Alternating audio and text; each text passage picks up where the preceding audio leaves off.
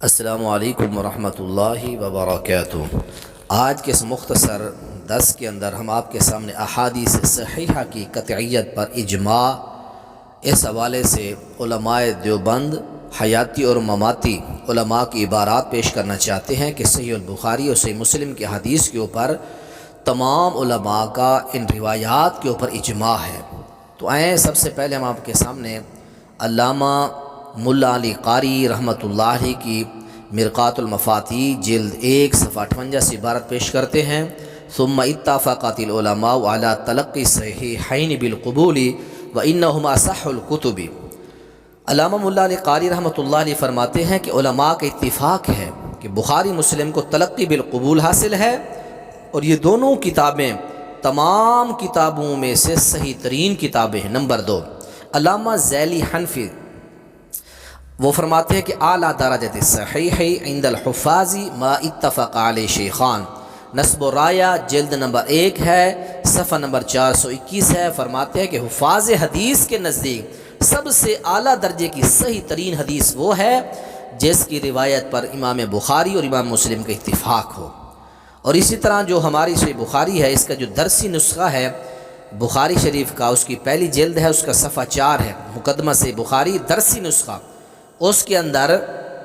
احمد علی سہارنپوری ماتوریدی متوفہ 1297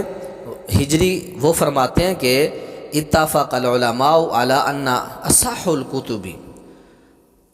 علامہ احمد علی سہارنپوری بھی اس بات کے اقرار کرتے ہیں کہ علماء کا اتفاق ہے، اتفاق سے مراد اجماع ہے کہ کتاب اللہ کے بعد جو کتابیں لکھی گئیں ان کتابوں میں سے سب سے صحیح ترین بخاری اور مسلم ہیں۔ اور اسی طرح آگے چلیے، علامہ بدر الدین عینی حنفی عمدۃ القاری شرح صحیح بخاری جلد 1 صفحہ 5 ہے، وہ فرماتے ہیں کہ مشرق و مغرب کے تمام علماء کا اتفاق ہے قرآن مجید کے بعد صحیح بخاری اور صحیح مسلم سے زیادہ کوئی صحیح کتاب نہیں ہے۔ اسی طرح مماتی دیوبندی عالم دین مولانا غلام اللہ خان دیوبندی مماتی رحمۃ اللہ علیہ فرماتے ہیں کہ علم غیب کی بحث کرتے ہوئے اپنی کتاب جواہر التوحید صفحہ 191 کہتے ہیں کہ حضور صلی اللہ علیہ وسلم کے وہ ارشادات ملاحظہ ہوں جن میں غیر اللہ کی سے علم غیب کی نفی کی گئی ہے، اور حدیثیں صرف صحیح مسلم اور صحیح بخاری سے پیش کی جائیں گی جن کی صحت فریق مخالف کو بھی مسلم ہے۔ یہ حوالہ ہے جواہر التوحید علامہ غلام اللہ خان مماتی کا، ان کی کتاب کا۔ اسی طرح شرح وقایہ ہے، صفحہ 101 ہے، اس میں لکھا ہے کہ قرآن حکیم کے بعد سب سے صحیح کتاب بخاری ہے۔ اسی طرح مقدمہ جو ہے ہدایہ جلد 1 ہے، صفحہ 114 ہے، اس کے اندر لکھا ہوا ہے کہ اجماع ہے کہ قرآن کے بعد صحیح مسلم ہے، پھر اس کے بعد صحیح بخاری ہے۔ اسی طرح علامہ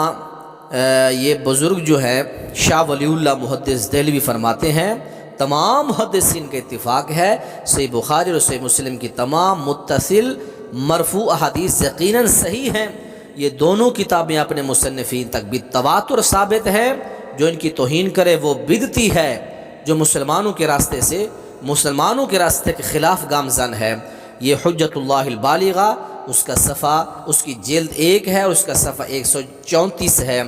تو معزز ناظرین کرام، یہ تمام حوالہ جات جو میں نے آپ کے سامنے پیش کیے ہیں یہ تمام اکابرین علماء دیوبند کی کتب سے ہیں۔ تو اللہ تعالی ہمیں ان دونوں کتابوں کی جو ایک شان ہے، ان کی جو جلالت ہے، ان کی جو فضیلت ہے، اللہ اس کی قدر کی توفیق